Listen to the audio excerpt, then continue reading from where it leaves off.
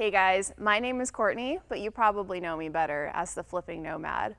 Over the last couple months, we've been doing a special edition of Montana Monday. It started out with the 2 Montanas that I was building back home in Idaho, and now we're giving updates of the concept RV that I'm building with Keystone. But the time has come for us to go dark. And you might be wondering, what does going dark mean?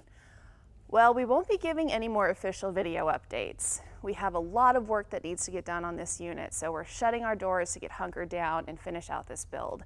And we also want it to be special for you too. We don't want to reveal all of the craziness. However, we will be giving a few little teaser updates between now and when the unit is finished. The other reason we're going dark is, well, I'll let your imagination run with that one.